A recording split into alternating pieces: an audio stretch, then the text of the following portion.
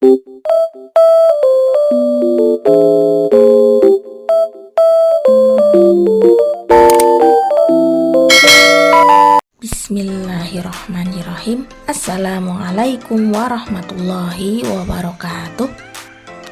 Halo anak-anak solih-solihah hebat. Apa kabar hari ini? Semoga selalu dalam keadaan sehat dan dalam lindungan Allah Subhanahu wa Ta'ala. Amin. Bertemu lagi dengan Ibu Iif. Kali ini Ibu akan menjelaskan materi pendidikan agama Islam dan budi pekerti kelas 6 semester 2 bab 2 tentang qadha dan qadar.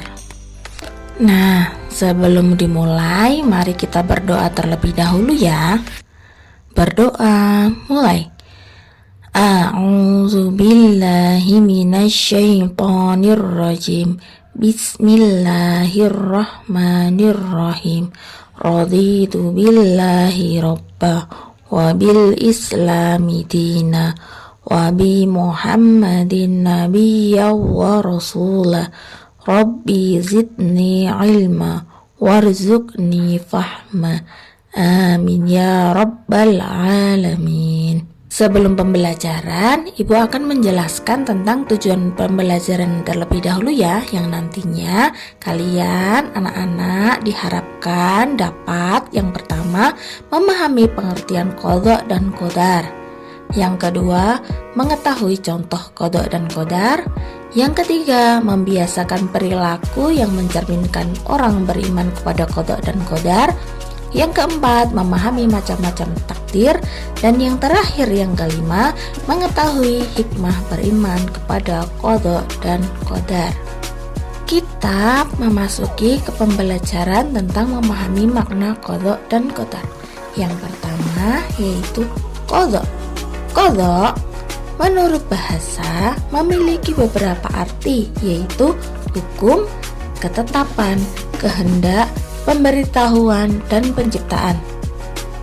Menurut istilah, qadha artinya adalah ketetapan Allah Subhanahu wa Ta'ala sejak zaman azali, sesuai dengan ilmunya tentang segala sesuatu yang berkenaan dengan makhluk.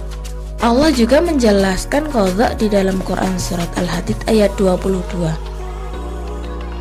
yang artinya tiada suatu bencana pun yang menimpa di bumi dan tidak pula pada dirimu sendiri, melainkan telah tertulis dalam kitab Lauhul Mahfuz sebelum kami Allah menciptakan.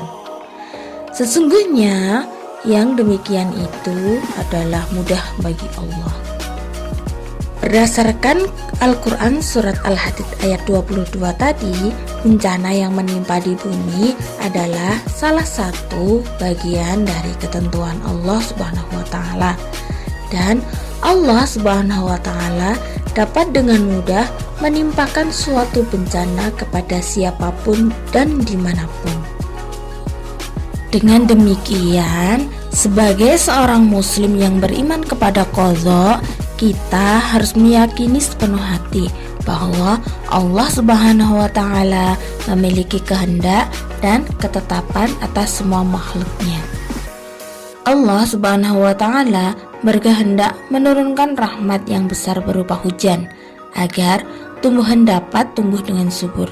Manusia dan hewan dapat minum dan sumber air melimpah. Allah Subhanahu wa Ta'ala dapat menimpakan kekeringan, kurangnya sumber air, dan matinya hewan dan tumbuhan karena tidak adanya sumber air. Dari contoh tersebut, kita dapat memahami bahwa sebagai manusia kita harus bersyukur dan selalu ingat dengan ketentuan Allah. Hal itu agar kita tidak berlebihan dan terlena dengan kenikmatan dunia, karena suatu saat Allah Subhanahu wa Ta'ala bisa saja mengambil segala kenikmatan itu dan menggantikannya dengan kesulitan. Na'udzubillah. Orang yang beriman kepada qadha dan ketentuan Allah Subhanahu wa Ta'ala akan berperilaku sebagai berikut. Yang pertama, selalu bersyukur dan jauh dari sifat kufur. Jadi, kita sebagai seorang muslim yang beriman kepada qadha, kita harus selalu bersyukur dengan apa yang telah diberikan Allah kepada kita. Jangan sampai kita bersifat kufur, tidak mensyukuri nikmat yang selalu diberikan Allah kepada kita. Yang kedua, tidak berlarut dalam kesedihan. Ketika kita mendapatkan cobaan, kita boleh bersedih, tetapi tidak boleh berlarut-larut. Yang ketiga, tidak berbangga diri atau rendah hati. Jadi, kita tidak boleh sombong, kita harus selalu rendah hati. Kita lanjutkan materi berikutnya, yaitu tentang qadar. Qadar secara bahasa bermakna sebagai ukuran atau pertimbangan. Secara etimologi menjelaskan bahwa qadar merupakan suatu ketentuan Allah Subhanahu wa taala. Berdasarkan ukuran pada setiap diri manusia sesuai kehendaknya pada zaman azali. Apa itu zaman azali?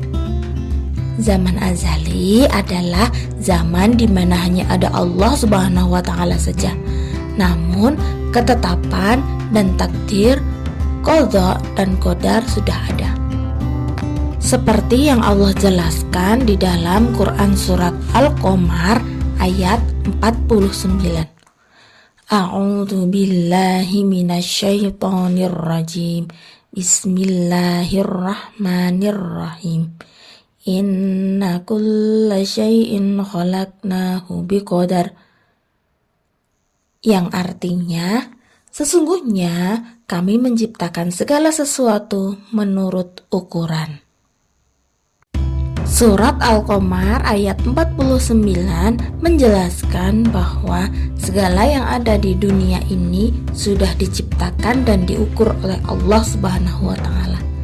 Dengan demikian, qadar berkaitan dengan takdir karena takdir meliputi segala kejadian yang sudah ditentukan oleh Allah Subhanahu wa taala. Takdir ini tidak dapat diubah oleh manusia itu sendiri karena sebelum lahir Allah telah menetapkan atau menentukan takdir seorang tersebut. Orang yang beriman kepada qadar tidak akan menyesali takdir yang sudah diberikan oleh Allah dan tidak berkecil hati maupun menyombongkan diri. Dan jika dia ditimpa musibah, dia selalu berdoa dan memohon kepada Allah Subhanahu wa taala.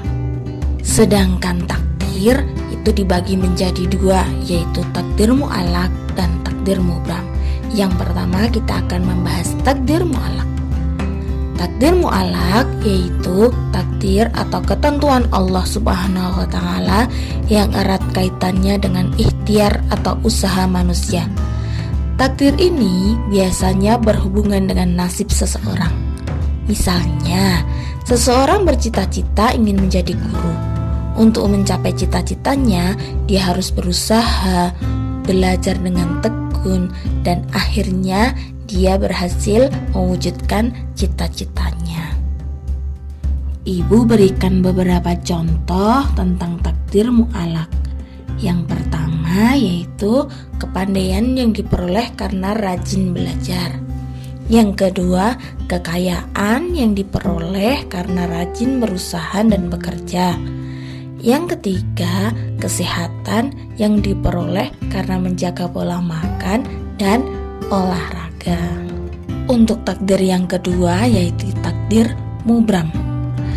Takdir mubram adalah takdir yang terjadi pada diri manusia dan tidak dapat diubah, diusahakan, atau tidak dapat ditawar lagi oleh manusia. Misalnya, orang yang meninggal dunia sudah tua atau yang baru saja dilahirkan. Kematian merupakan takdir yang tidak dapat diubah atau ditawar oleh manusia. Di sini ada contoh takdir mubram. Yang pertama, kematian. Waktu, sebab, dan tempatnya. Waktu, sebab, dan tempatnya ini kita tidak dapat menawar. Dimanapun kita berada, saat jam berapa, sebabnya karena apa, kita tidak bisa menawar atau request. Yang kedua yaitu jenis kelamin laki-laki dan perempuan. Ketika kita dilahirkan di dunia ini, kita tidak dapat request, kita tidak dapat meminta kita ingin dilahirkan menjadi seorang laki-laki atau menjadi seorang perempuan. Yang ketiga yaitu hari kiamat. Kita tidak dapat meminta kapan akan datangnya hari kiamat, karena hari kiamat yang tahu hanyalah Allah Subhanahu wa Ta'ala. Selanjutnya yaitu perilaku orang yang beriman kepada qadar. Jadi, orang yang beriman kepada takdir atau qadar Allah akan berperilaku sebagai berikut. Yang pertama, berusaha dan bekerja keras untuk mewujudkan cita-cita. Yang kedua, percaya diri dan optimis dengan setiap usaha yang dilakukan. Yang ketiga, tidak takut akan gagal dan selalu berusaha untuk mencobanya kembali. Yang terakhir, giat dan disiplin dalam belajar. Kita lanjutkan materi berikutnya tentang iman kepada qadha dan qadar. Iman kepada qadha dan qadar artinya percaya terhadap ketentuan dan ketetapan yang telah Allah Subhanahu wa Ta'ala berikan kepada makhluknya. Namun, tidak cukup dengan hanya mengimaninya saja. Kita harus bersyukur atas apa yang telah diberikan oleh Allah. Sebab apa yang telah ditetapkan oleh Allah itu adalah yang terbaik untuk hambanya. Setelah mempelajari dan mengetahui contoh qadha dan qadar Allah Subhanahu wa Ta'ala, selanjutnya kita akan mempelajari tentang hikmah bila kita beriman kepada qadha dan qadar. Hikmah ini bisa dirasakan dan didapatkan seseorang ketika ia benar-benar mempercayai terhadap qadha dan qadar Allah.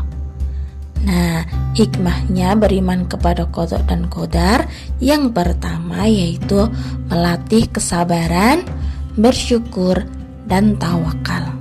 Jadi, kita sebagai seorang muslim yang beriman kepada qadha, kita akan mendapatkan kesabaran dan pasti akan selalu bersyukur dan menyerahkan semuanya kepada Allah Subhanahu wa Ta'ala.